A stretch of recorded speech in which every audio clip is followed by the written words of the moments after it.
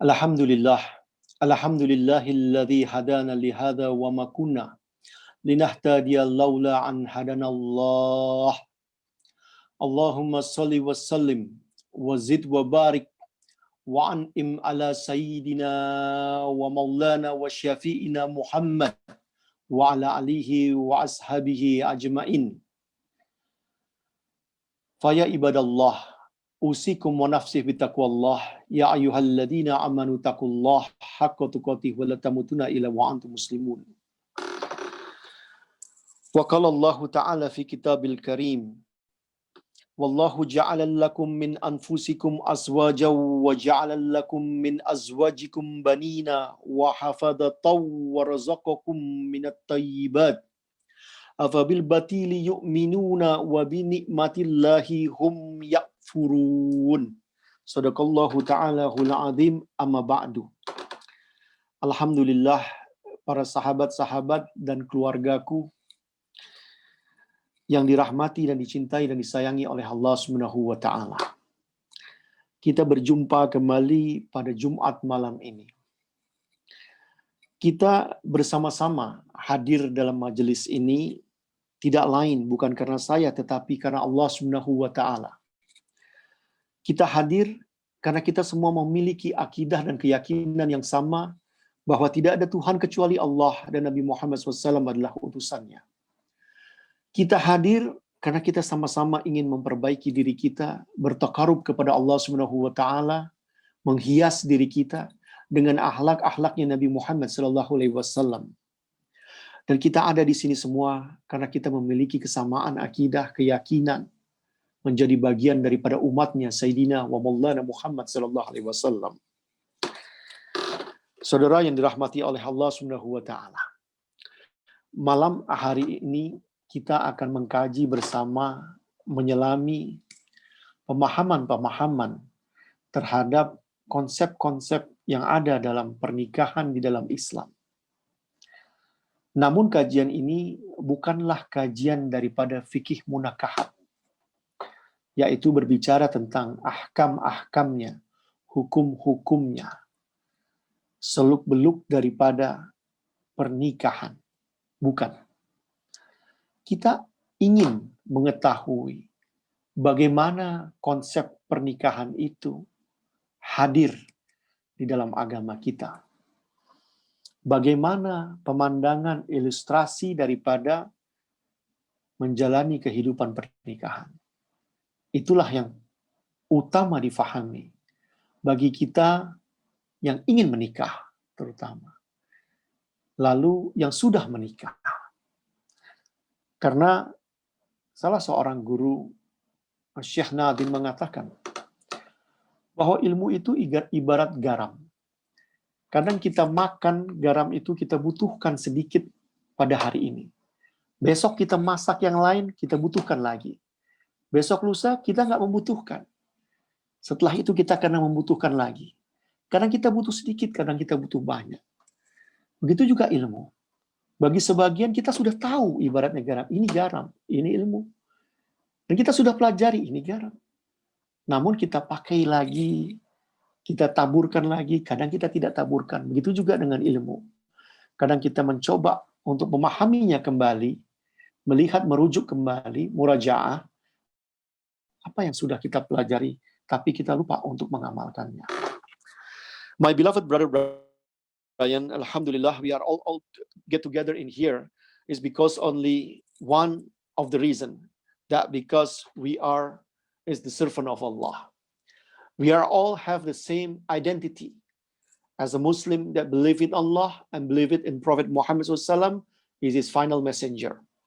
We want to beautify ourselves to become a good Muslim, great Muslim, following his footsteps. And then we would like to be able to be close to Allah Subhanahu wa ta'ala by applying his command, his rules, and the sunnah of the Prophet, the tradition of the Prophet in our daily life.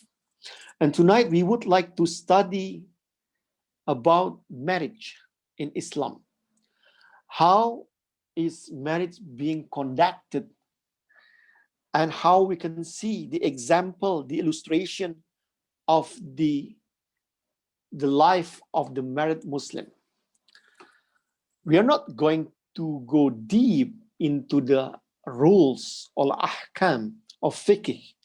That means the ritual aspect of it, the law and the rules that pertaining of Sharia. We are not going into that kind of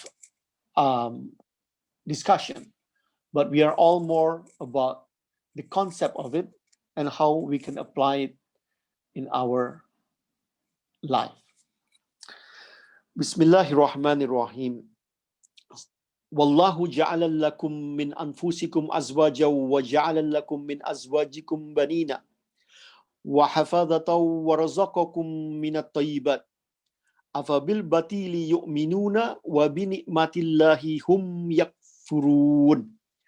Allah menjadikan bagi kamu istri-istri dan jenis kamu sendiri, dan menjadikan bagimu dan dari istri-istri kamu itu anak-anak dan cucu, dan memberikan rezeki yang baik-baik. Maka mengapakah mereka beriman kepada yang batil dan mengingkari nikmat Allah? Salah satu daripada tujuan atau marital expectation daripada pernikahan adalah memiliki regenerasi. Syekh Ali Muhammad As-Sabuni, seorang ulama Syria yang banyak tinggal di luar daripada Syria. Dan alhamdulillah kami sempat jumpa di Jakarta. Beliau mengarang banyak kitab, dan di antara yang populer adalah kitab Ayatul Ahkam. Lalu juga ada kitab yang membahas tentang pernikahan. Nah, beliau menjelaskan bahwa Allah telah melestarikan spesies manusia ini terkait erat dengan hubungan seksual antara pria dan wanita.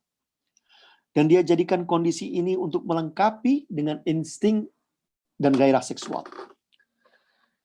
Banyak orang salah memahami.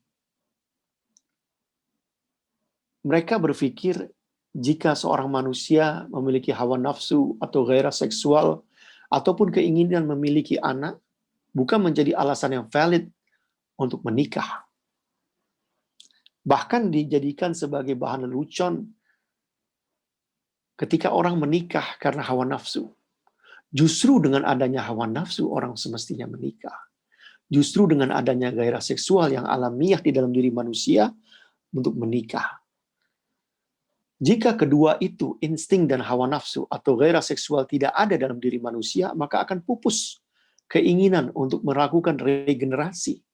Sedangkan Al-Quran mengatakan bahwa menjadikan bagi kamu istri-istri dari jenis kamu sendiri, dan menjadikan bagimu dari istri-istri kamu itu anak-anak dan cucu-cucu. Islam memberikan semangat bagi kita untuk melakukan regenerasi, untuk melestarikan spesies manusia. Bahkan Nabi Muhammad SAW sangat bangga dengan kita dengan memiliki banyak keturunan.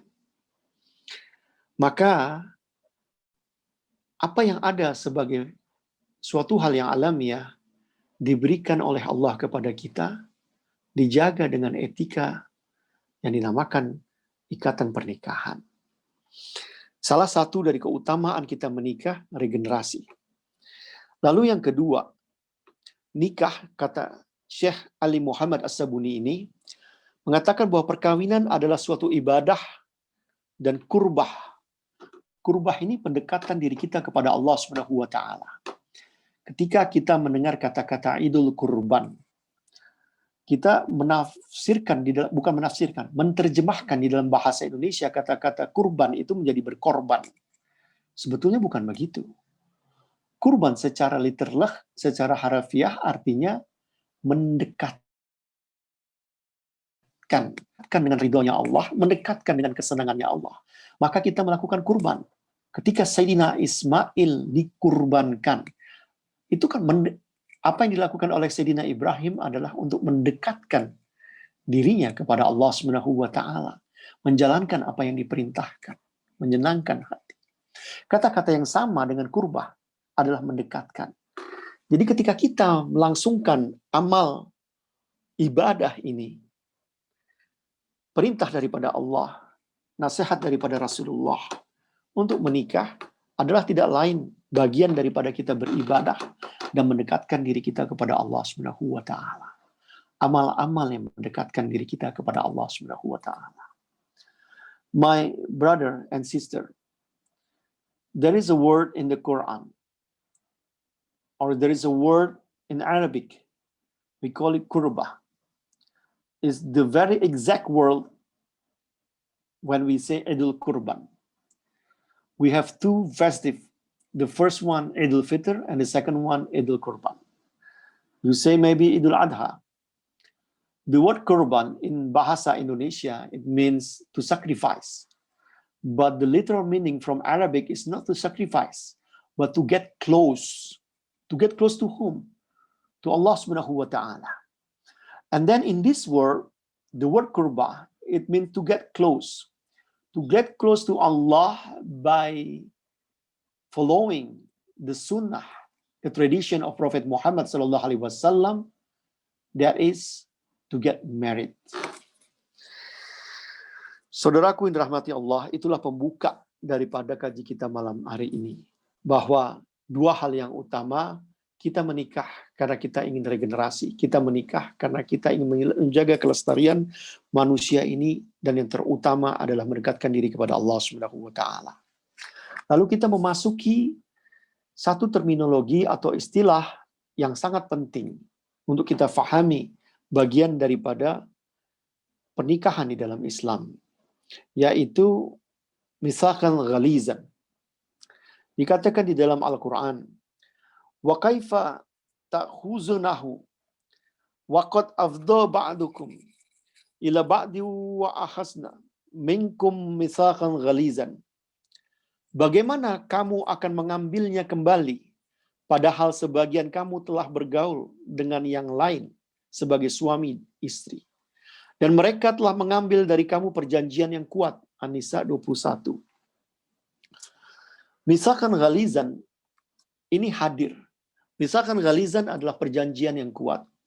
Ini hadir setelah kita melakukan ijab kabul.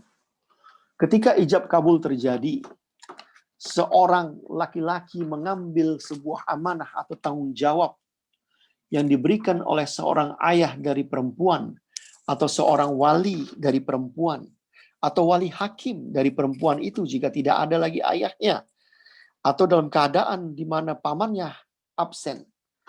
Maka dia mengambil suatu perjanjian yang kuat, yaitu misalkan ghalizan. Seorang anak perempuan dibesarkan oleh orang tuanya dengan kasih sayang, diberi makan dan minum, diberikan pakaian, diberikan pendidikan, diberikan kebudayaan, diberikan ajaran. Lalu ketika dia dewasa, dia diberikan kepada seorang laki-laki. Dan ketika itu terjadilah ijab kabul di dalam pernikahan, janji suci. Nah, ketika itu terjadi, semua amanah yang dipikul oleh orang tua itu dilimpahkan kepada seorang laki-laki tersebut. Dan dialah yang menjaganya, membimbingnya, memberi makan dan minum. Dan ketika dia mengambil amanah itu, bukan hanya makan, minum, hubungan seks, namun juga dengan tarbiyah, yaitu pendidikan akan agama Islam ini, untuk dia menjadi seorang muslimah yang solehah, seorang ibu. Minggu kemarin kita mengatakan ala madrasatul ula. Ini bukan hadis, namun ini ungkapan Arab, syair, yang mengatakan bahwa seorang ibu ini adalah madrasah utama. Madrasah yang pertama, madrasah yang diutamakan. Maka sesiapa yang mengutamakan, mempersiapkan ibu ini, dia akan mempersiapkan generasi selanjutnya. Dan ibu ini ketika dia siap, dia mampu, dia membimbing anak-anaknya menjadi generasi yang lebih baik. Jadi kalau kita melihat flow-nya, adalah suatu proses tanggung jawab yang dipikul oleh seorang lelaki. Dan suatu kesediaan, keikhlasan daripada seorang wanita untuk menjalankannya bersama-sama. Inilah misalkan ghalizan. Misalkan ghalizan, suatu perjanjian yang kuat. Suatu perjanjian yang kuat yang tidak sepatutnya kita mempermainkan. ikatan yang telah dilakukan, yaitu ikatan suci, menikah menjadi suami dan istri. Itulah misalkan gharizan. Banyak orang mengabaikan dan tidak memahami bahwa menikah setelah ijab kabul sudah selesai. Lalu hidup rumah tangga dengan rumah tangga sesuka mereka. Saya pernah ketemu seorang kawan. Dia berbicara kepada saya bagaimana konsep pernikahan yang dia lakukan. Dan saya terkejut. Apa yang dia lakukan jauh daripada Islam dan daripada ajaran Islam. Tapi dia berbangga. Baginya, yang penting saya tahu sama tahu antara saya dengan istri saya. Saya tidak perlu berbicara secara detail bagaimana dia melakukan konsep pernikahannya. Namun yang seperti dia ini tidak sedikit, banyak. Mengapa itu terjadi? Karena orang hanya mengambil untuk legal, untuk bisa halal, nikah itu ijab kabul selesai. Tapi dia tidak memahami konsepnya. Tidak memahami bahwa nikah ini adalah perjanjian yang kuat yang diambil. Dan tidak boleh dipermainkan. Dia harus menghargai. Yang laki-laki menghargai seorang wanita, yang wanita menghargai seorang laki-laki. Kedua-duanya diikat bukan karena cinta saja. Tapi keyakinannya, keinginannya untuk menjalankan pernikahan itu sebagai misalkan gharizan. My beloved brother Brian and sisters, there is a concept in Islam, in Islamic marriage called misalkan gharizan. It means the strong covenant. The strong covenant. It when you take your wife as your wife, when your hand shake the hand of her father or her wali or her uncle, even absent of the father.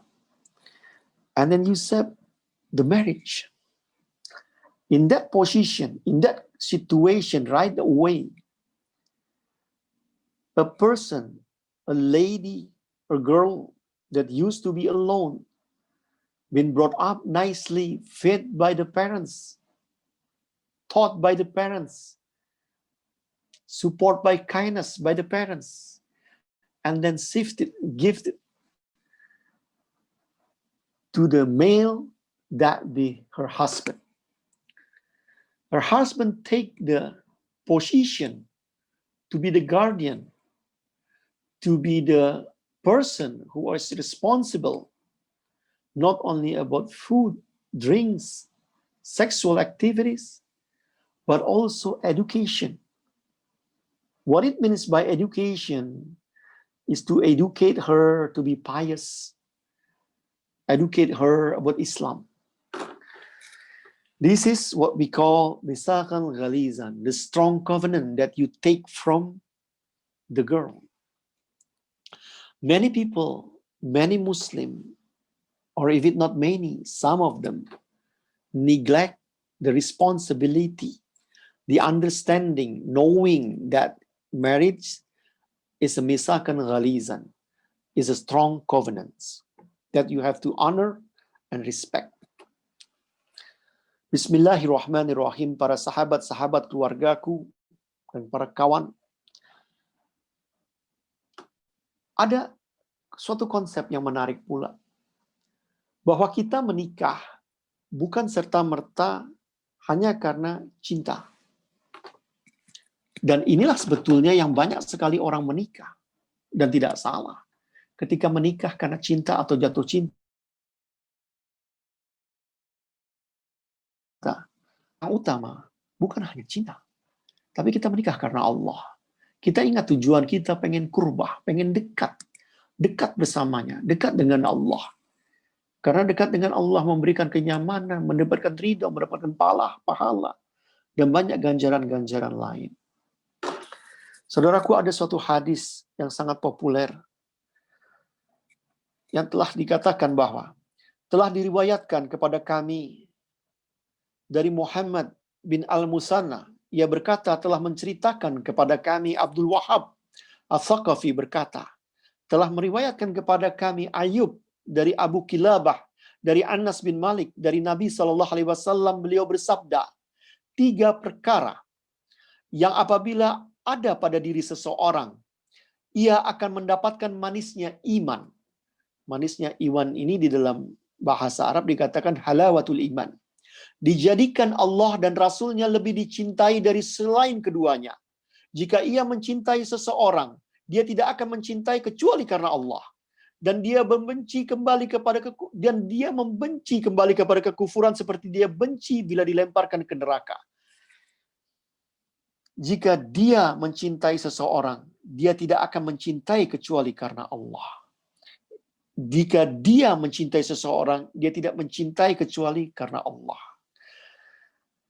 Dan dia benci kembali kepada kekufuran seperti dia benci bila dilemparkan ke neraka. Hadis riwayat Al-Bukhari.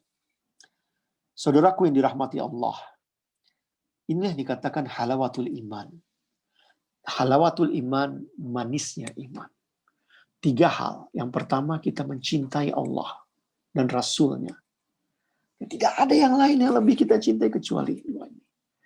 Lalu kita mencintai seseorang karena dia mencintai Allah. Lalu ketiga, kita benci balik kepada kekufuran, kemaksiatan, hal-hal yang negatif lainnya. Saudaraku yang dirahmati Allah, ada seorang ustazah bernama Hidayah Hadford dari Amman, Jordan, tinggal di Amman, Jordan, dari Amerika.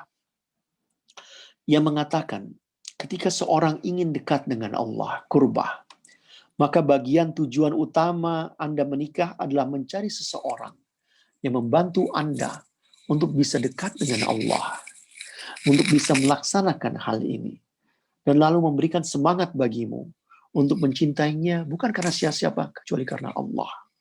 Ini menjadi orientasi kita, menyemangati kita, buat apa kita menikah. Jadi ketika Anda ingin menikah, di antaranya lagi, yang menjadi keutamaan adalah Anda menikah karena Allah. Anda mencari lelaki atau wanita yang dekat dengan Allah. Mencari laki-laki atau wanita yang nantinya bisa sama-sama membangun rumah tangga yang membawa dekat sama Allah SWT. Yang karena Anda menikah dengan orang ini, Anda bisa terbantu diri Anda untuk mendekat dengan Allah. Nah, memang hal ini nggak mudah, sangat sulit. Karena ketika orang menikah, itu kan berbagai macam apa yang mereka lalui, atau yang menjadi sebab musababnya mereka menikah. Ada orang menikah karena harta, ada orang menikah karena jabatan, ada orang menikah juga karena ya dia sudah saatnya harus menikah. Dan ada orang yang sempat mengenal dahulu, ada yang tidak sempat mengenal dahulu. Ada yang melalui ta'aruf dengan pengenalan terbatas, ada yang sama sekali tidak mengenal. Dan apapun yang dilalui menurut saya, kita tidak pernah mengetahuinya 100% kecuali kita telah menikah dan menjalani kehidupan dengannya. Dengan itu, sebelum Anda menikah, lakukanlah banyak ibadah kepada Allah, minta kepada Allah, istikharah kepada Allah, agar diberikan pilihan yang tepat dan melangkah dengan baik. Semoga seseorang yang mendampingi Anda nanti bisa membantu Anda sama-sama mendekat kepada Allah dan membawa Anda lebih bersemangat dalam beribadah. Itu seperti itu keutamaannya. Lalu bagaimana dengan kita yang sebagian besar sudah menikah? Sama juga. Kita kembali kepada Allah, kita berdoa kepada Allah, jadikanlah pasanganku menjadi pasangan yang membawa aku dekat denganmu ya Allah. Jadikanlah pasanganku mendapatkan hidayah dan petunjuk daripada Engkau untuk bisa terus bersama-sama kita berjamaah untuk mendekat kepadamu ya Allah. Jadi case-nya kita sudah menikah atau belum menikah sama saja. Kita terus kembali kepada Allah. Jika kita menemukan pasangan kita ternyata belum seperti itu, kita mohon kepada Allah. Tidak peduli Anda laki-laki atau Anda perempuan. Jika Anda laki-laki memang kewajiban Anda. Jika Anda perempuan menjadi amal soleh Anda, menjadi jihad Anda untuk membawa hal itu. Saya pernah bertemu dengan Seorang yang barangkali dikatakan qualified, bisa dikatakan menjadi ustazah. Namun dia dinikahkan dengan seseorang yang tidak mempunyai kualifikasi atau dekat, bahkan cenderung ada kelalaian dalam beribadah. Kalau saya lihat pertama, saya bingung bisa begitu. Tapi dengan kelapangan hati si wanita yang tidak mau berpacaran, menerima dijodohkan, Allah mudahkan dia untuk mengajar laki-laki itu tidak lama untuk memiliki kehidupan yang islami, sehingga mendampingi ustazah ini dengan baik. Namun banyak lagi orang-orang yang menikah sekedar menikah, sehingga apa yang mereka lakukan jauh daripada tuntunan agama. Bahkan yang kebanyakan orang ambil adalah etika dan kebudayaan. Etika itu sangat relatif antara satu tempat dengan tempat yang lain, baik kebudayaan juga begitu. Ada orang Jawa, orang Sunda, orang Minang, dari macam-macam di Indonesia ini. Tidak ada salahnya. Semua boleh menikah. Namun ketika agama hanya dipakai untuk sholat 5 waktu, di luar daripada sholat itu, bagaimana kehidupan kita mengikuti budaya, ini nggak benar. Budaya hanya dipakai ketika itu tidak bertentangan dengan agama, al-urf. Namun belajar untuk menghidupkan sunnahnya Rasul, lebih mendekatkan diri kita kepada Allah, membawa kita sukses di dunia maupun sukses di akhirat. Maka kembali lagi dengan halawatul iman. Ketika kita memiliki ini, rasa manisnya iman, ketika di dalam hati kita ada perasaan senang, luar biasa, terenyuh, sedih tapi nikmat, air mata terasa keluar, lalu kita merasakan keasyikan, kenikmatan, bahwa kita begitu sayang, begitu cinta, pengen mencintai Allah dan Rasulnya, begitu cinta melihat seorang ulama atau orang soleh atau solehah yang kita pandang mengingatkan kita kepada Allah Subhanahu wa taala, yang membawa kita semakin dekat dengan Allah Subhanahu wa taala, atau kita ada memiliki perasaan yang kita ketika begitu takut sekali kalau kita dalam hidup ini terpleset kembali, tergelincir kembali ke perbuatan-perbuatan maksiat yang bukan. Itulah yang dikatakan halawatul iman, manisnya iman di dalam hati kita. Jika engkau seorang pemuda-pemuda yang cinta kepada masjid, yang tidur di dalam masjid, yang terus mendekat kepada Allah, terpaut hatimu dengan masjid, maka terasa rasa manis dalam hatimu.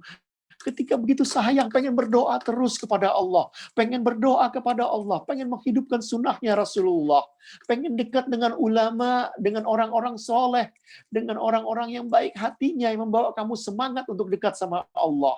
Itulah tanda-tanda daripada manisnya iman. Dan kamu tidak mau terpleset lagi jatuh dalam perbuatan maksiat-maksiat, perbuatan kelalaian-kelalaian. Itulah manisnya iman. Ketika Anda menikah, memilih mencari orang-orang yang seperti itu menjadi pendamping Anda tentu mendapatkan manisnya iman dan mendapatkan pernikahan Anda, insya Allah pernikahan yang mubarakah dan membawa kita kurbah dekat kepada Allah Subhanahu wa taala. Ini tidak mudah, tapi kita bisa berusaha. Ini tidak mudah, tapi kita bisa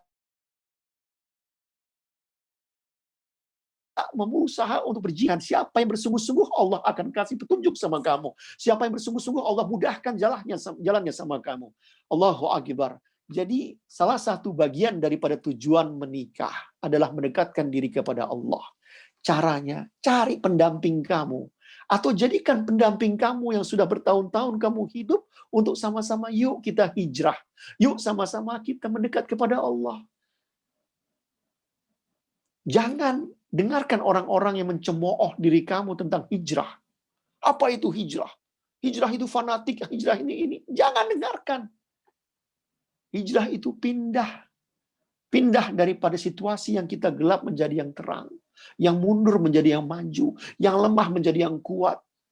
Itu hijrah. Nah, jadi kita menikah dengan membawa halawatul iman. My brother and sisters, there is a saying of Prophet Muhammad sallallahu alaihi wasallam. I will mention you the matan or the text of it, not the whole thing about the riwayah. There is three things that if it happen in the heart of someone, he will taste the sweetness of faith, halawatul iman.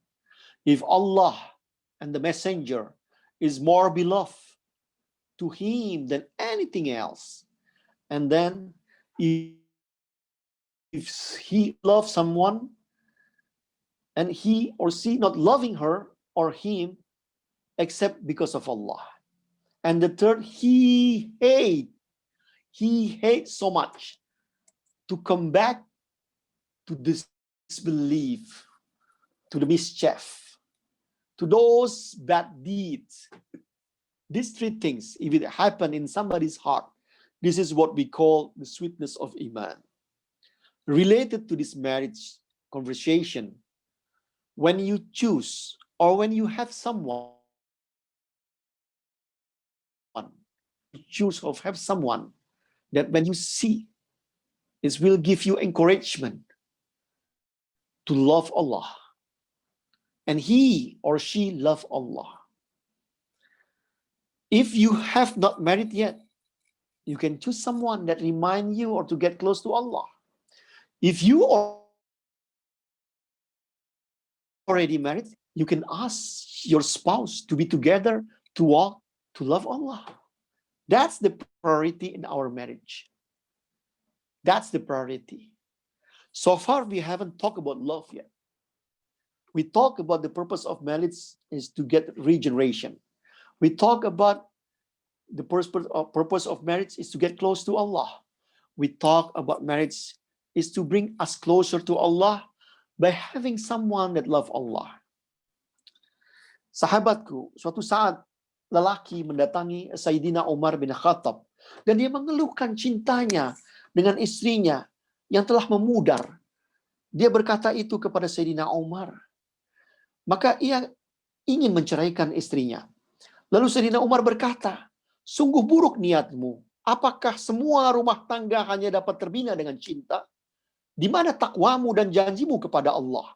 Di mana pula rasa malumu kepadanya? Bukankah kamu menjadi suami dan istri sudah saling bercampur berhubungan seks dan telah mengambil daripadamu perjanjian yang amat kuat, misalkan ghalizan. Jadi Sayyidina Umar berkata, cinta itu bukan nomor pertama. Ini hal yang kita salah dan terjebak. Anda menikah, ada nggak rasa cinta? Cinta mencintai.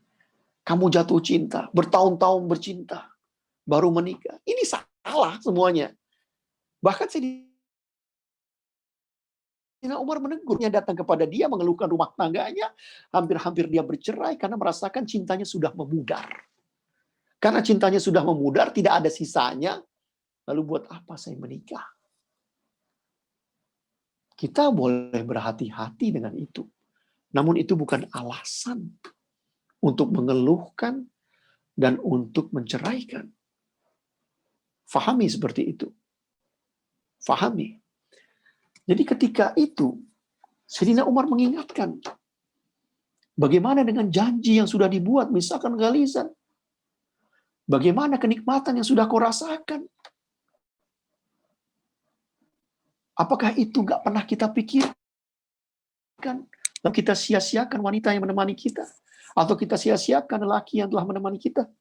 Nah, ini harus dipikirkan kembali. Bahkan Sayyidina Hasan juga berkata, Sayyidina Hasan bin Ali mengatakan, memberi nasihat kepada seseorang yang datang kepadanya. Kawinkanlah dia dengan orang yang bertakwa kepada Allah. Sebab jika laki-laki itu mencintainya, ia pasti akan memuliakannya. Dan jika dia tidak menyayanginya, ia tidak akan berbuat zalim kepadanya. Jadi salah satu peringkat yang utama kita memilih, ada kita lihat bagaimana kualitas pria itu. Atau kualitas perempuan itu terhadap agamanya. Namun kembali lagi, dalam kehidupan ini kita banyak mengabaikan hal-hal seperti itu. Saudaraku yang dirahmati oleh Allah, adalah salah satu ustadz yang saya cukup kagumi, Ustadz Muhammad Fawzil Adzim. Banyak kitab-kitabnya, buku-bukunya yang berbicara tentang pernikahan. Dia mengatakan bahwa seseorang yang menikah dengan orientasi kepada nilai-nilai agama atau nilai-nilai moral cenderung memiliki komitmen yang lebih tinggi. ketimbang daripada memiliki marital expectation yang begitu banyak. Orang yang semacam ini akan sedikit mengeluh ketimbang dengan mereka yang memiliki marital expectation yang sangat tinggi. Yang dikatakan dengan marital expectation adalah keinginan daripada menikah. Ini kadang-kadang boleh saya katakan, seperti dikatakan oleh Ustazah Hidayah, bahwa banyak orang memiliki halusinasi atau ilustrasi tentang Hollywood, di mana romantisme kehidupan percintaan itu diutamakan dan menjadi ilustrasi dalam dirinya. Menikah itulah seperti itu. Banyak di kalangan muslim pun terjebak seperti ini. Ketika mereka menikah, ternyata mereka tidak menemukan kehidupan pernikahannya seperti kutip tanda kutip apa yang mereka lihat daripada movie-movie, film-film di Hollywood. Akhirnya mereka berpencar, bercerai-berai, hancur, bertengkar, memudar, dan lain sebagainya. Itulah yang dikatakan oleh Ustaz Muhammad Fawzil Azim. Marital expectation yang seperti ini nggak memiliki kekuatan. Tapi orang yang berkomitmen kepada agama, yang memilih kekuatan agama, memilih kekuatan moral, yang memilih kasih sayang yang dibingkai dengan kekuatan misalkan legalizan yang ada di dalam konsep agama Islam, ini memiliki kekuatan dalam mengarungi bahtera pernikahan. Marital expectation ini banyak. Barangkali kalau saya bicara Hollywood, asing bagi sebagian orang. Saya gunakan ini aja. Yang lebih dekat, sinetron. Kehidupan sinetron yang ada di Indonesia.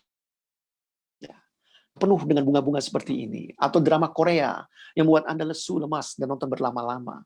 Jika itu yang Anda harapkan dalam suatu pernikahan, itu bukan pegangan atau pijakan yang kuat sebagai referensi.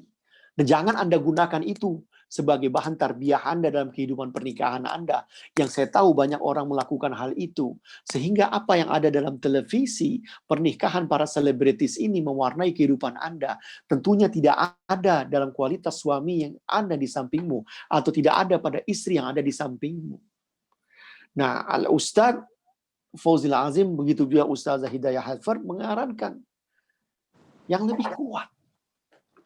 Memiliki komitmen keagamaan yang lebih kuat. My beloved brother and sister, many people when they get married, Muslim, they have marital expectation. And often, like some of the American Muslim, what they have in their mind is the Hollywood illustration. Things like the romance that describe and portray in the movie. But once they got married, they cannot find those things. And they got disappointed that their husband is not like Richard Gere. Or the wife is not Winona Ryder. So they got somebody else. That of course is your wife or your husband. With the all goodness and badness. In this context, the marital expectation often fail to cater your happiness. We don't want it. The scholars suggest you have to have this Islamic commitment that we call misaqan ghalizan, that you have a strong covenant with your wife, that you take a responsibility not only to feed her, but to teach her, and then to share happiness, having an intimate relationship, all of those things, to get close to Allah subhanahu wa ta'ala, to get the reward from Allah, to get the more offspring, and all of these things that is valuable, respected in our religion. One of the great companion named Umar bin Khattab. Someone came to him and then he wanted to consult to him about his wife, that he wanted to divorce her because he felt that the love is almost gone. And then Sayyidina Umar remind him that you are not marrying her merely because of love. No, but of your commitment. Where is your commitment? Where is your commitment? That is strong covenants. And then you already consume her. You be delighted together. You felt the joyous together. And you neglect all of this after all of this year? You cannot. Where is your piety in the front of Allah? Where is your covenant with Allah? Because of your matter.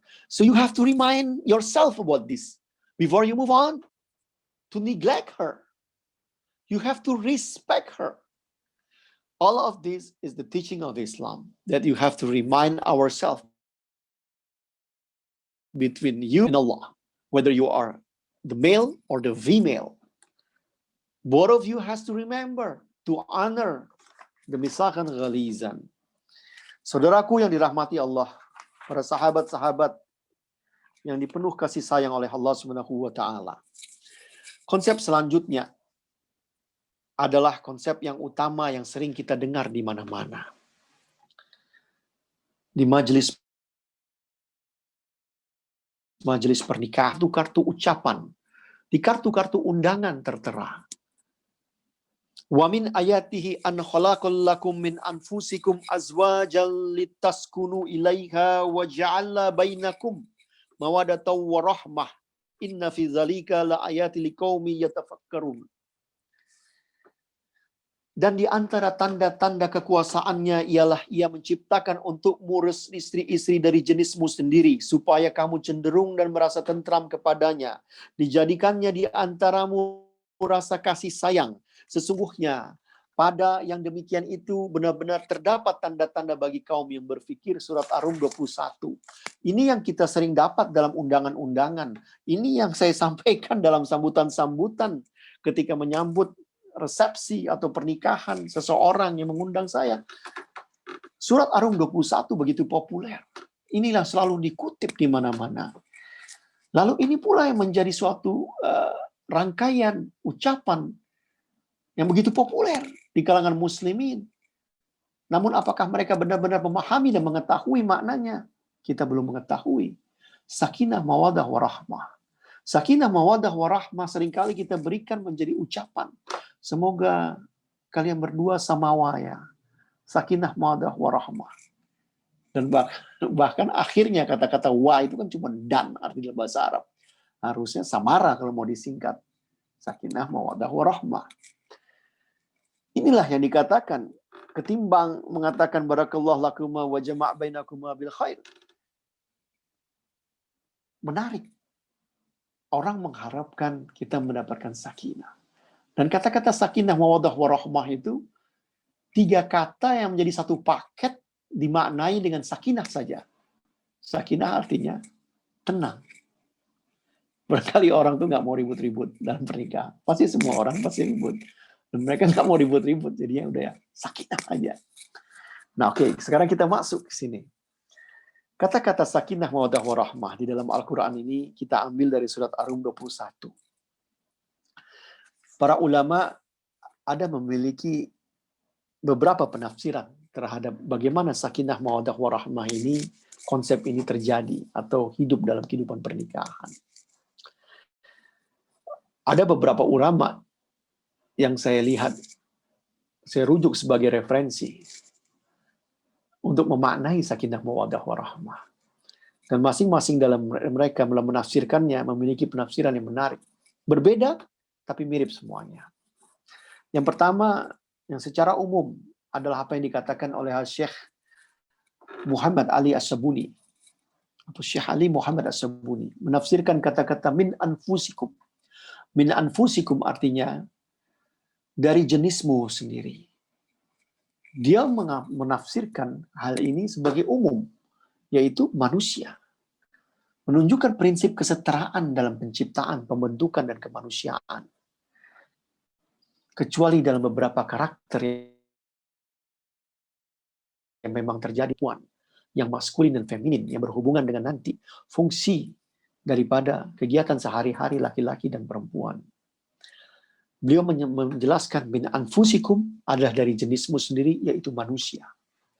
Lalu kedua yang dikatakan oleh sakinah, yaitu ketentraman, ketenangan dalam jiwa kita yang dirasakan oleh pria ketika dia bersanding dengan pasangannya, wanita yang salehah.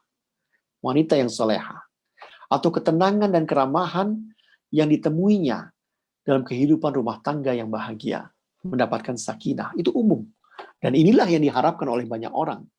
ketenangan yang ada dalam rumah tangga, dalam keumumannya. Itu yang dikatakan dengan sakinah. Lalu, kata-kata sakinah ini ada begitu saja. Ada begitu saja. Ini penafsiran yang pertama. Lalu kedua, kata-kata mawadah. Mawadah adalah ikatan kasih sayang yang dengannya Allah mengikat suami dan istri. Tanpa adanya kenikmatan ini, niscaya seorang suami tidak akan merasa senang kepada istrinya. Dan keramahan di antara mereka tidak akan abadi. Jadi Allah berikan cinta kepada kita. Cinta yang umum keseluruhan juga. Ini yang timbul kepada diri kita. Lalu yang keempat, kita berbicara tentang rahmah. Rahmah seperti kita bahas sebelum-sebelumnya adalah kasih sayang. Bukan sekedar iba. Nah, rahmah ini adalah keharmonisan, dia katakan. Ini menarik, harmonis. Harmoni itu artinya tidak ada pertengkaran, tidak ada kerusakan, tidak ada ketercerai-beraian. Semuanya itu aman dan damai. Itu harmoni. Harmoni ini yang dikatakan dengan rahmah.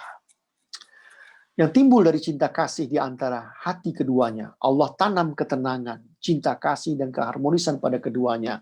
Sehingga mereka berdua terus-menerus merajut cinta kasih sampai tua. Dan kasih sayang pada keduanya. Jadi tiga-tiganya, yaitu sakinah, mawaddah, warahmah, sifatnya umum. Ada begitu saja. Datang daripada Allah, diberikan kepada orang yang menikah. Nah, mungkin kata-kata ada begitu saja memang bukan dari kata-kata beliau, itu kata-kata saya. Namun nuansanya ada seperti itu. Nah, yang kedua, apa yang ditafsirkan dengan sakinah, mawaddah, warahmah? Sebelumnya saya terjemahkan dulu. My brother Brian, there is a word that very famous, popular among the Muslim. When they get married, people give regards and then say, may you have a sakinah, mawaddah, warahmah.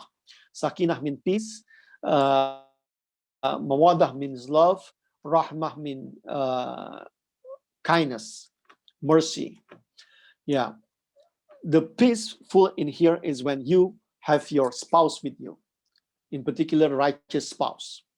The peaceful in here, it is when descend into your house of marriage. The mawadah in here, it means love in general, that given by Allah to both of you, because one of another need this one, love. And the third one is rahmah. It means mercy, kindness, compassion, that given by Allah to ensure that harmony, peacefulness, and love is in there, and to cover your marriage with all of this harmonious thing. This is the first interpretation from Sheikh Muhammad Ali As-Sabuni. Well, there are other interpretations. The other interpretation, the first one, when you were not married yet, you were not settled, you were unhappy, you were feeling like not sure whether you get married or not.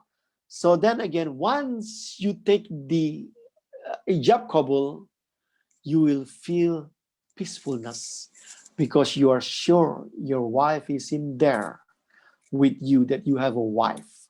That's the second interpretation. And then when you entering the night that you consume your wife or having intimate relationship, intercourse, you will have the joy, the ni'mah, the love that happened or immediately coming up from that relationship. That's what we call the love, mawaddah. And then third one, when you strive in your life to love her and she to love you until you're getting old, that means that you are reaching rahmah. See how different the first one. The first one is the concept that happened in that stages. But the second one, it has a specific things that you have to follow first until it happens. That's the second step. Jadi yang kedua adalah pemaknaannya sakinah mawaddah warahmah. Ulama menafsirkannya ketika Anda sebelum menikah, Anda merasakan ketidakstabilan, ketidaktenangan, merasa gelisah. Iya apa tidak saya akan menikah dengan dia? Iya apa tidak saya akan menikah hari ini atau hari esok? Nah, ketika kita melangsungkan ijab kabul dalam pernikahan itu, Anda langsung mendapatkan yang dikatakan sakinah di situ. Ketenangan bahwa Anda sudah menikah memiliki seorang istri. Itulah yang dikatakan sakinah. Begitu pula sang istri mendapatkan seorang suami. Ketika pada malam harinya atau kapanpun Anda melakukan hubungan badan atau seksual, hubungan intim dengan pasangan Anda mendapatkan apa yang dikatakan mawaddah, itu cinta yang keluar daripada situ. Dan Anda tidak akan merasakan kesenangan itu jika tidak melakukan, dan kedua belah pihak saling membutuhkan. Makanya dikatakan sebagai mawaddah, cinta yang tumbuh di situ. Lalu ketiga yang dikatakan rahmah adalah ketika Anda beranjak tua, satu sama lain, bersama-sama, berusaha mencintai. Disitulah diikat dengan rahmat atau kasih sayang. Beda bukan? Dengan konsep yang pertama, nggak sama. Kalau diperhatikan dengan sungguh-sungguh, mirip. Nah, jadi kalau yang kedua ini ada fase-fase yang harus dilampaui untuk mendapatkan sakinah, mendapatkan mawaddah, mendapatkan rahmah. Kalau yang pertama adalah konsep yang hadir langsung diberikan oleh Tuhan. Nah, itu udah dua interpretasi. Jadi para mufassir membedakan antara sakinah, mawaddah, warahmah.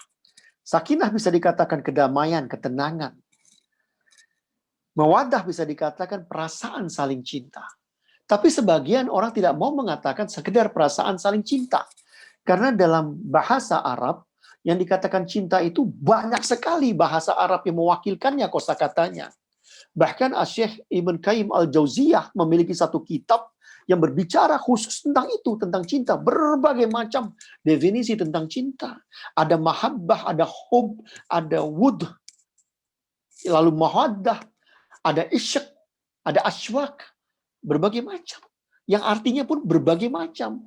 Tidak sederhana di dalam bahasa Arab. Yang dikatakan mawaddah dari wud adalah cinta yang kuat. Bukan sekedar cinta yang tumbuh, cinta yang kuat. Nah, ada ulama menafsirkan mawaddah ini dari wud bukan cinta sekedar cinta. Bukan cinta karena seksual pula. Tapi cinta yang benar-benar tumbuh dengan kuat. Yang dibina reciprocal antara suami dengan istri. Ini penafsiran juga. Nah, jadi kita memasuki tahap yang seperti ini. Rahmah ini dikatakan Anda berjuang mendapatkannya. Bukan tiba-tiba hadir. Anda berjuang, Allah kuatkan. Ketika dahulu pasanganmu begitu kencang, lalu kendur. Dari tampan, lalu memutih dengan penuh dengan uban. Dulu gagah, sekarang loyo. Dulu cantik, memukau, memikat, mempesona Anda. Lalu sekarang sedikit asam dan menjemukan. Tapi Anda terus bersama-sama mengarungi bahtera pernikahan, dikuatkan oleh Allah. Inilah dikatakan dengan rahmah, dengan kasih sayang. Beda kan? Beda lagi. Udah masuk 3 kalau difahami dengan sekuat-kuatnya.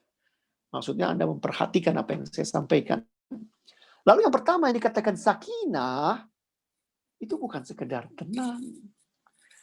Tenang itu bukan berarti Anda tidak ada cekcok, tidak ada marah, tidak ada tengkar.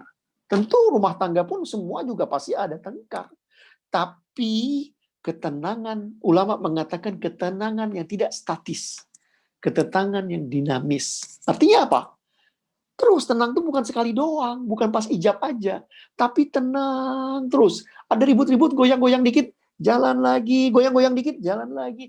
Nah, itu dikatakan sakinah di situ. Jadi kita punya persepsi bahwa sakinah, damai, tenang itu bukan berarti Anda full tidak ada pertengkaran, tidak ada marah, hebat banget kayak begitu. Luar biasa sabar. Pastilah ada cekcok sedikit di sana. Tapi usahakan jangan banyak.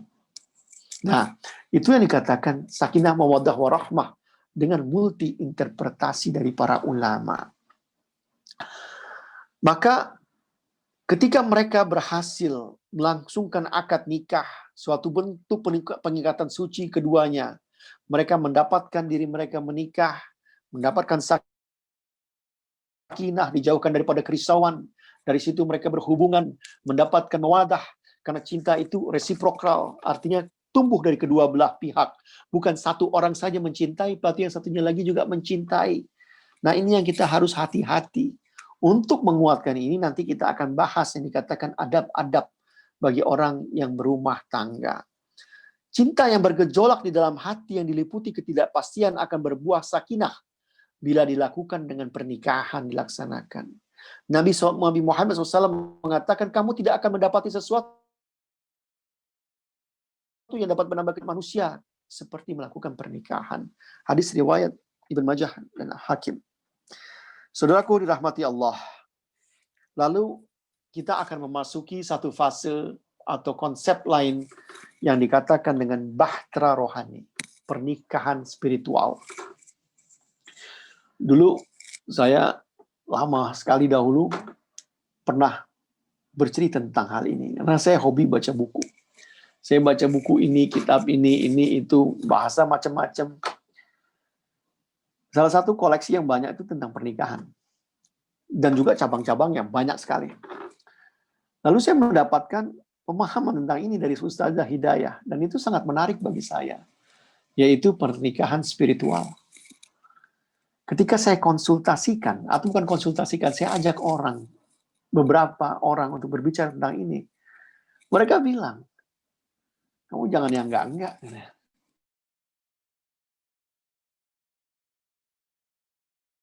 Ini nggak akan rata-rata nggak paham tentang ini. Saya bukan merendahkan perempuan. Karena yang menulis ini perempuan, bukan laki-laki justru. Dan ini memang konsep adalah konsep Islam. Yaitu menjalankan pernikahan spiritual. Maksudnya apa? Yang dikatakan bahtera rohani ini, bahtera pernikahan rohani ini. Di sini kita akan bahas. Bahwa sebetulnya apa yang saya sebutkan dari pertama tadi, misalkan ghalizan, halawatul iman, lalu masuk kepada sakinah mawadah warahmah, itu semua sudah membahas ini. Membahas tentang bagaimana pernikahan spiritual ini terjadi. Yaitu kita memahami dalam surat Ali Imran 148. Karena itu Allah memberikan kepada mereka pahala di dunia dan pahala yang baik di akhirat. Dan Allah menyukai orang-orang yang berbuat kebaikan. Ini ditafsirkan, hidup ini hanyalah sarana. Dan kami sebagai orang mencari kedekatan dengan Allah kurbah. Berusaha mengumpulkan bekal dalam perjalanan kami menuju Tuhan. Yaitu menjadi tujuan akhir, yaitu Tuhan. Akhir, yaitu akhirat. Pernikahan yang stabil adalah salah satu dari yang terbesar dari kenyataan ini.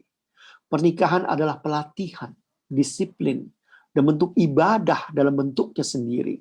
Ketahanan untuk bersabar terhadap pasangan adalah berfungsi untuk melatih jiwa kita. Untuk dekat kepada Allah, menaklukkan kekerasan hati kita. Untuk membantu karakter diri kita. Jadi nikah itu bukan sekedar Anda menikah, hidup bersama-sama, mengarungi rumah tangga, punya anak, saling cinta. Enggak. Tapi nikah ini melatih diri Anda untuk memiliki karakter yang baik, akan lebih baik lagi. Yang tadi buruk untuk menjadi baik. Yang sudah baik menjadi lebih baik lagi. Menjadi sarana disiplin untuk melatih diri bersama-sama menuju tujuan akhir, yaitu Allah.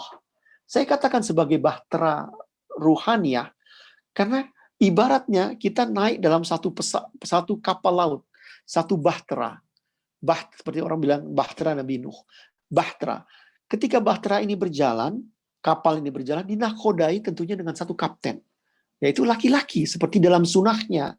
Ketika dua orang berpergian keluar, mesti ada salah satu yang menjadi amirnya, yaitu pemimpinnya. Pemimpin di sini adalah laki-laki, sang suami. Lalu yang menjadi kawan perjalanannya ini ya bisa satu wanita, bisa dua wanita, bisa dua, tiga, sampai empat. Pada umumnya satu. Nah, ketika sama-sama mengarungi bahtera pernikahan ini, tidak bisa dua-duanya megang kendali. Ada satu orang yang memimpin, yang membimbing, yang bersama-sama mengayomi, yang menafkahkan. Lalu ada juga yang sama-sama membantu, yang make sure semua berjalan dengan baik, yang menjaga rumah tangganya, yang make sure semuanya berjalan dengan baik. Dengan apa? Dengan tujuan yang sama. Dan ketika dia naik dalam perahu ini, dengan kapal ini, bahtera yang sama, dia memiliki satu tujuan yang tidak boleh berbeda.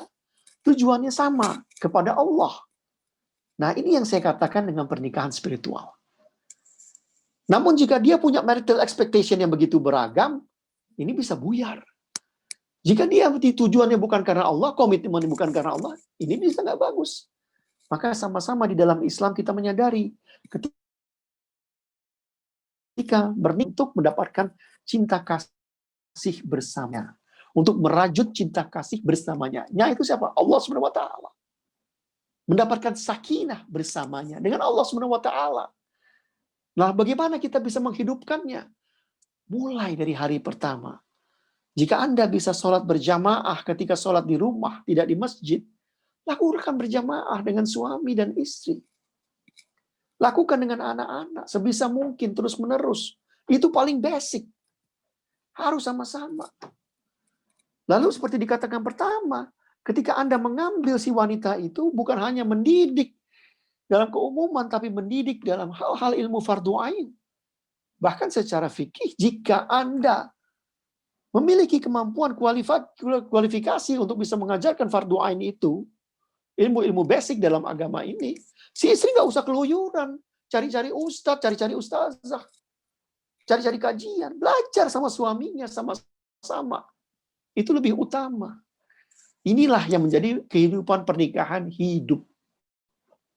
Hidup dengan bahtera rohaniah spiritual yang sama.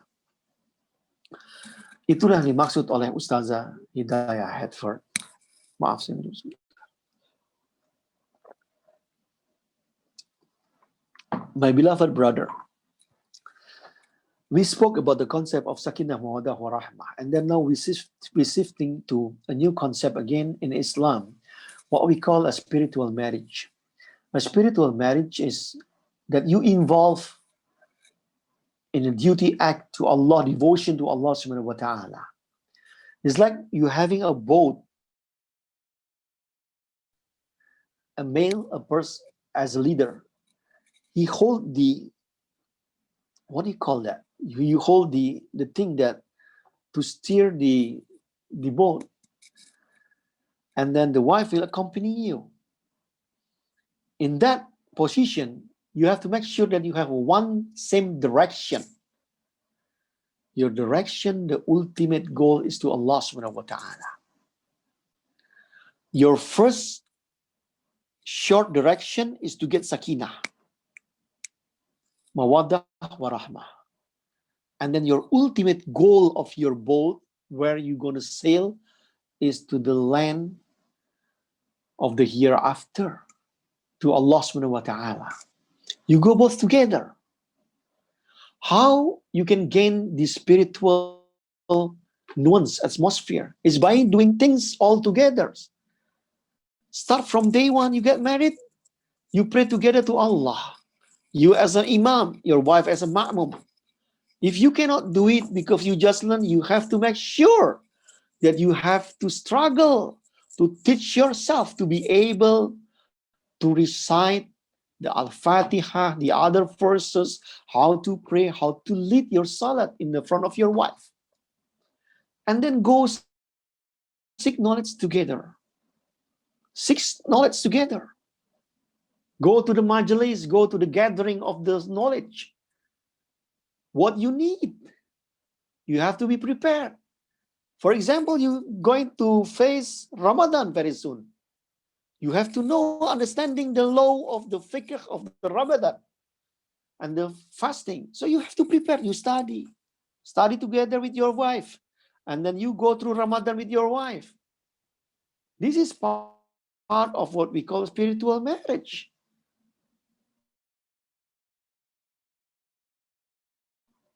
So you are more than that. You do things all together with your wife, with your spouse. That's beautiful. So don't let you go by yourself. Go with your spouse.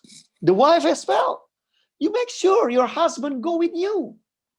You make sure you do prayer with your husband. You recite Quran together. You seek knowledge together. You get close to Allah together. How lovely is that? You will feel the halawatul iman, the sweetness of the faith. Jadi kita kembali lagi, ketika kita memiliki konsep ini dalam pikiran kita, dalam langkah kita, amal kita, mendekat kepada Allah, ini menjadi kurbah kepada Allah Subhanahu wa Ta'ala. As-Sayyid Muhammad Alwi Al-Maliki mengatakan, bangunan keluarga memiliki seorang yang bertanggung jawab, memelihara, mengatur, mengurus, menasihati, memberi petunjuk, menghibur, memperbaiki, dan menafkahi. Seperti halnya dalam perjalanan dua orang, maka ada salah seorang menjadi pemimpin. Dalam kehidupan suami istri, siapa menjadi pemimpin? Meskipun Anda menganut paham kesetaraan, tetap laki-laki sebagai pemimpin, suami sebagai pemimpin. Jangan ada dua kendali, dua kemudi. Jangan campur tangan yang lain-lain lagi. Dua ini satu pemimpin. Jangan kita main-main yang kayak begini. Satu pemimpin, dan pemimpin boleh dikoreksi, bukan tidak boleh dikoreksi. Dan kita berjalan. Sama ketika Anda sholat. Ketika Anda sholat, Anda memiliki satu imam, yang lainnya menjadi makmum. Tidak ada dua makmum langsung satu imam. Nggak, maksudnya satu pengikut, nggak bisa. Makmum itu di belakang mengikuti sang imam. Jika imam terlupa, diingatkan. Jika imam membuat kesalahan, diingatkan. Tapi Anda tidak keluar daripada jamaah itu, atau melakukan sholat sendirian. Kita sama-sama. Nah, ketika kita membangun ini semua, kita memiliki konsep yaitu spiritual marriage, bahtera rohaniah ini.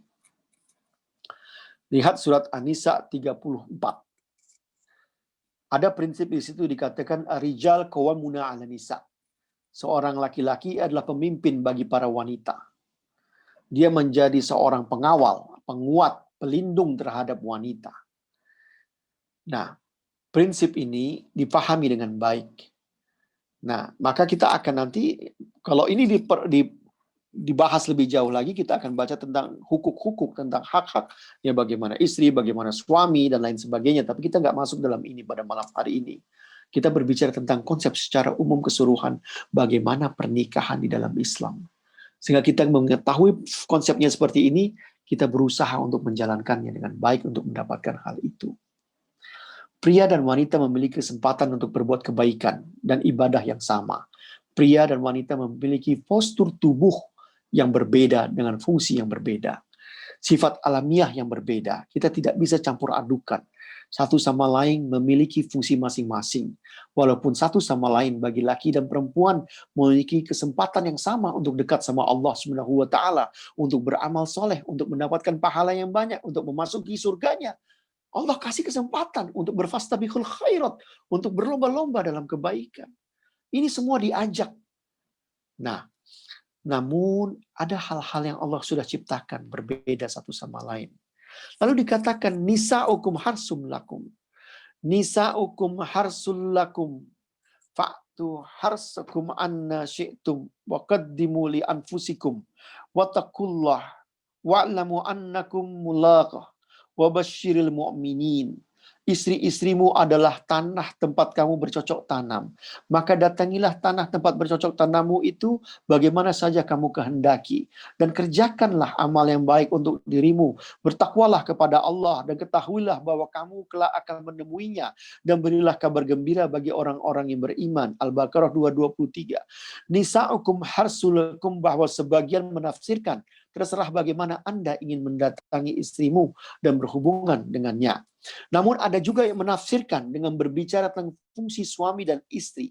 Fungsi suami sebagai bagaikan seorang petani dan istri menjadi ladangnya. Petani menyintai ladangnya, tentunya menjaga ladangnya agar tidak rusak. Jadi ada yang menafsirkan juga ulama bukan sekedar hubungan seksual atau hubungan intim, namun jika kita sebagai laki-laki menjadi seorang petani, kita bertani, kita tidak merusak ladang kita. Artinya bagaimana kita berkomunikasi, berhubungan dengan wanita, beradab, bertata krama, komunikasi keseharian dengan cara yang ma'ruf, dengan cara yang baik, bukan dengan cara yang merusak. Seperti Hawa, Hama, dan lain sebagainya. Tentunya petani dan ladangnya adalah bentuk ungkapan analogi. Begitu pula Hama dan yang merusak lainnya. Selanjutnya, ladang yang subur ini ditanam dengan budi pekerti yang luhur. Nah, ketika Anda memiliki ladang, wanita atau pasangan Anda, maka apa yang perlu ditanam untuk mendapatkan kesuburan? Budi pekerti, yaitu akhlak yang ini ulama menafsirkan. Sehingga ketika pada saatnya berbuah akan menjadi buah yang anak-anaknya lahir dari buah itu anak-anak yang soleh. Hubungan suami istri dalam keadaan ini dengan bijak dan penuh dengan kasih sayang. Subhanallah. Jika Anda ingin mencabut pohon yang sudah tumbuh atau yang Anda tanam dengan paksa, maka akan merusak ke akar-akarnya. Pemaksaan tidak menghasilkan kebaikan dalam rumah tangga. Jika Anda memetik bunga dengan penuh cinta dan kasih sayang, mencium aromanya keluar, lalu Anda menikmatinya dengan kasih sayang, tidak merusak dengan mencabutnya dengan keras. Artinya ketika Anda berbicara, berkomunikasi, berinteraksi dengan pasangan Anda tidak melakukannya dengan cara-cara pemaksaan dan keras, maka Anda akan mendapatkan komunikasi, berbicara, dan hubungan relationship yang bagus dan indah. Subhanallah. Bagaimana seorang ulama menafsirkan. Ada beberapa penafsiran terhadap nisa'ukum harsun lakum tersebut. Nah,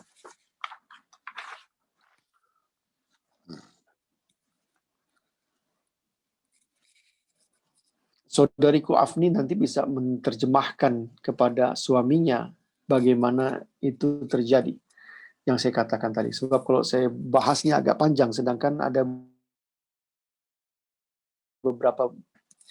Maulana Jalaluddin Rumi menggambarkan pria dan wanita ibarat langit dan bumi. Bumi menerima apa yang diberikan oleh langit. Jika keadaan begitu sujuk, maka dikirimkanlah terik, matahari.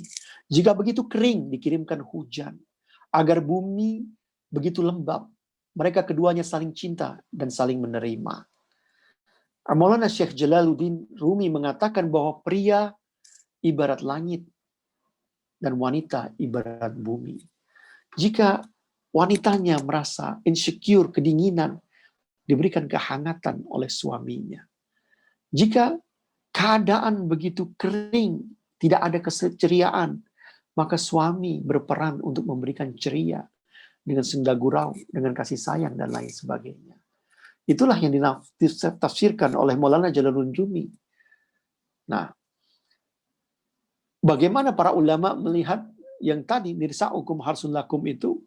Jadi bukan sekedar ladang bercocok tanam, bahwa ketika Anda ingin mendekati istri Anda atau berhubungan seks itu dengan terserah dari mana masuknya, bukan begitu. Namun ada juga penafsiran lain bahwa bagaimana Anda bersikap dengan seorang wanita atau orang wanita bersikap dengan seorang pria dalam hubungan rumah tangga ini.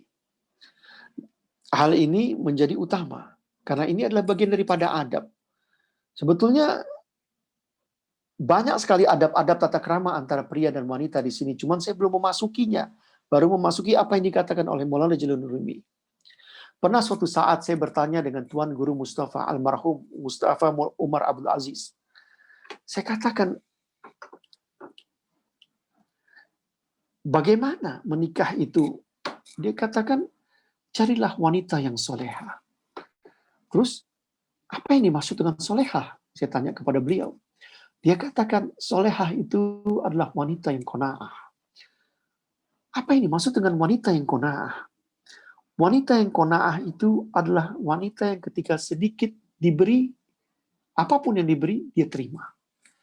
Dan ketika diberi banyak, dia semakin senang. Itulah yang dikatakan sebagai mar'atus solihah, yang dikatakan ibarat bumi. Yang dikatakan oleh Maulana Jalaluddin Rumi. Ketika ladang itu diberi sinar yang sedikit, dia tetap berusaha untuk subur. Diberi hujan yang gerimis, dia senang. Diberi hujan yang lebat, dia tambah senang. Dan akan lahir tumbuhan, pohon-pohon, dedaunan, buah-buahan yang begitu indah. Dan buahan-buahan itu adalah anak-anak yang soleh dan soleh. Amin. Nah, itu yang dimaksud dengan wanita qanaah. Saudaraku yang dirahmati oleh Allah Subhanahu wa taala. Waktunya sudah semakin melewati batas-batasnya. Saya untuk bicara satu dua daripada adab-adab atau tata krama di antara suami dengan istri. Yang saya rasa itu memerlukan pemahaman sehingga kita bisa menjalankannya dengan baik di antaranya. Dikatakan oleh Abu Hurairah radhiyallahu anhu bahwa Rasulullah SAW telah bersabda, orang mukmin yang paling sempurna imannya adalah yang paling baik akhlaknya, dan sebaik-baik kamu adalah orang yang paling baik terhadap istrinya. Hadis riwayat At-Tirmizi. Etika hubungan antara suami dan istri itu saling melengkapi. Saya katakan cinta itu reciprocal, artinya saling melengkapi. Hubungan kenyamanan dan saling mendukung antara suami dan istri adalah saling melengkapi. Itu dikatakan oleh Ustazah Hidayah. Dan dikatakan dalam surat An-Naba, dan bukankah kami menciptakanmu berpasangan. Allah menciptakan keduanya mencintai dan membutuhkan cinta. Keduanya saling membutuhkan. Wanita diinginkan untuk membangun atmosfer penuh cinta di dalam rumah. Pria sebagai pelindung dan sahabat yang bijaksana sekaligus pencari nafkah. Lalu dikatakan kembali bahwa cinta itu timbal balik. Sentuhan kasih sayang dan seiring dengan kelembutan yang tidak selalu mengarah pada hubungan, namun penting di antara keduanya. Inilah yang dibutuhkan dalam hubungan yang sehat. Dan pasangan yang merasakan akan mendapatkan, atau jika Anda merasakan sulit dan menganggapnya tidak perlu, mungkin Anda merasa sulit dan merasa tidak perlu akan ini. Dan ini salah, yaitu tidak ada sentuhan, tidak ada kelembutan di antara keduanya. Lalu dikatakan lagi oleh Rasulullah SAW, saya berwasiat kepada kamu, wahai suami, terhadap istri-istri kamu untuk berbuat baik. Makna dalam berbuat baik di sini bukan hanya bermuamalah dengan baik, namun mencakup lebih luas, yaitu pendidikan, tarbiyah terhadap istri. Lalu dikatakan oleh Sayyidina Muhammad, takutlah kepada Allah dalam urusan wanita, sesungguhnya mereka bagaikan tawanan di tangan kalian yang kalian ambil melalui perjanjian Allah. Karena aurat mereka dihalalkan bagi kalian dengan kalimat Allah. Hadis riwayat An-Nasa'i dari Ibnu Majah.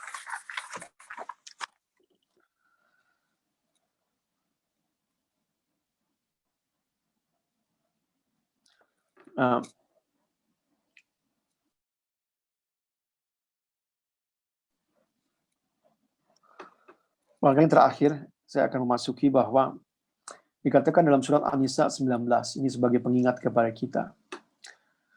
Hai orang-orang yang beriman, tidak halal bagi kamu mempusakai wanita dengan jalan yang paksa. Dan janganlah kamu menyusahkan mereka karena hendak mengambil kembali sebagai apa yang telah kamu berikan kepadanya. Kecuali bila mereka melakukan perbuatan keji yang nyata. Dan bergaullah dengan mereka secara patut. Kemudian bila kamu tidak menyukai mereka, maka besarmu tidak menyukai sesuatu. Padahal Allah menjadikan padanya kebaikan yang banyak. An-Nisa 19. As-Sayyid Muhammad Alwi Maliki mengatakan bahwa termasuk pergaulan yang baik terhadap seorang suami kepada istrinya adalah menerima dengan sabar berbagai kekurangan dan merupakan dengan penuh kasih sayang kepadanya. Jadi disempurnakan lagi, dikatakan oleh Abu Hurairah radhiyallahu anhu bahwa Rasulullah berkata, berwasiatlah kepada para wanita karena wanita diciptakan dari tulang rusuk. Yang paling bengkok dari tulang rusuk adalah pangkalnya. Jika kamu coba meluruskan tulang rusuk yang bengkok itu, maka dia akan patah. Namun bila kamu biarkan mereka, dia akan tetap bengkok. Untuk itu nasihatilah para wanita. Hadis riwayat Bukhari dan Muslim. Al-Imam Ibnu Hajar Asqalani mengomentari hadis ini. Disebutkan bahwa hadis di atas adalah isyarat bahwa Sayyidati Hawa diciptakan dari tulang rusuk Adam yang kiri. Dan ada pula yang mengatakan tulang rusuk yang pendek. Bagaimana dicatat oleh Ibn Ishaq. Saudaraku yang dirahmati Allah, hadis ini menurut Al-Imam Nawawi dalam syarah Sahih Muslim dikatakan secara kodrat, jika kita tidak berhati-hati terhadap perempuan, pria mudah bersikap kasar atau malah kurang ajar. Jika terlampau keras, risikonya jelas. Tulang rusuk akan patah dan dalam kata lain perempuan akan teraniaya. Maka itulah diantara daripada kita bagaimana dalam kehidupan sehari-hari ini untuk berhati-hati dengan kaum wanita, untuk lebih sensitif, lebih merasakan bagaimana kita berinteraksi dengan baik, dengan penuh kasih sayang. Sayyid Muhammad Alwi Al-Maliki mengatakan, Termasuk pergaulan yang baik kepada seorang suami terhadap istrinya adalah bermain-main dan bersenda gurau. Karena ada kebaikan untuk hati istrinya dan menenangkan jiwanya serta menggembirakan hatinya. Saudaraku yang dirahmati oleh Allah Subhanahu wa taala. Nabi Muhammad SAW pernah juga berkata, sesungguhnya aku membenci wanita yang keluar dari rumahnya menyeret bajunya yang panjang seraya mengeluh tentang suaminya. Hadis riwayat At-Tabarani. Ini maksudnya adalah pergaulan yang baik dari seorang suami terhadap istri terhadap suaminya adalah tidak mengadukan kekurangan-kekurangan suaminya atau menyebut-nyebut perlakuan suami yang kurang menyenangkan, menceritakan gangguannya terhadap dirinya kepada banyak orang, kepada banyak kaum. Tentunya banyak sekali sikap yang kita harus lakukan terhadap istri atau istri terhadap suami yang kita tidak bisa sebutkan satu persatu pada malam hari ini. Begitu juga ahkam-ahkam atau hukuk, hak-hak daripada wanita atau istri terhadap suami atau sebaliknya yang bisa dibaca dalam fikih munakahat. Atau bagaimana situasi untuk menjalankan atau apa yang dibutuhkan dalam melaksanakan ijab kabul pernikahan, resepsi, walimah, dan lain sebagainya. Saya tidak membahasnya pada malam hari ini. Tapi konsep ini semoga bisa menjadi bekal bagi kita yang kita ingat bagaimana kita harus menghidupkannya. Saya hanya membuka dan memotivasi, namun semuanya kembali kepada kita masing-masing.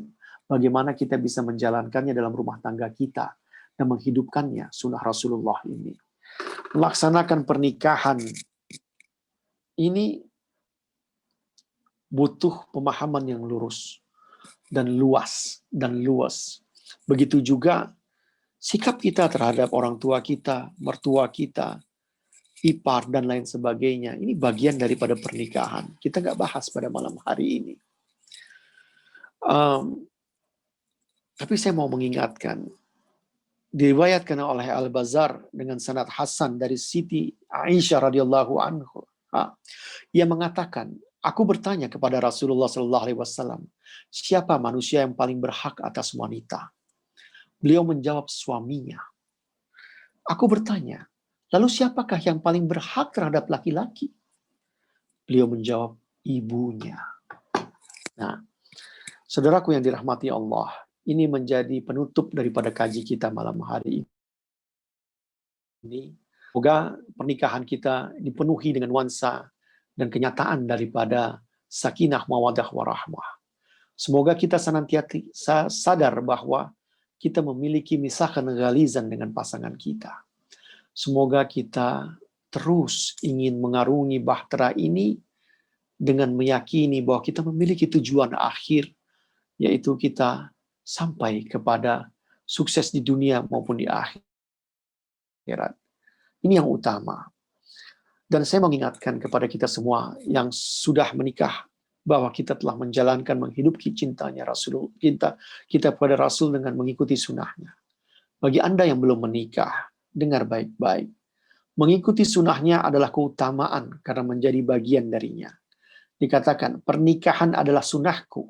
Maka siapa saja yang tidak senang akan sunnahku, maka bukan bagian dariku. Hadis riwayat Bukhari dan Muslim. Nah, ini kita ya berupayalah untuk menggapai yang terbaik, menggapai kebaikan-kebaikan. Semoga Allah mudahkan buat kita semua, diberikan harmoni, diberikan sakinah, diberikan mawadah, cinta kasih yang luar biasa, dan diberikan rahmat, sehingga kita bisa mengarungi pernikahan ini sampai akhir hayat, dan terus menerus, walaupun yang tua, yang muda menjadi tua, yang kencang menjadi keriput, yang hitam menjadi putih, kita terus dirawat oleh Allah dengan kasih sayang, diberi kekuatan sehingga kita bisa sampai akhir hayat terus menerus bersama.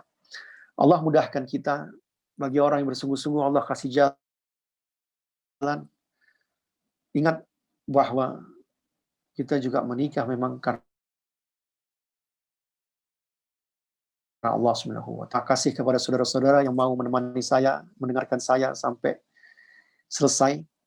Semoga Allah kuatkan kalian, saudaraku, dengan sakinah, mawaddah, warahmah. dapatkan jodoh dan ingin menikah, dimudahkan oleh Allah.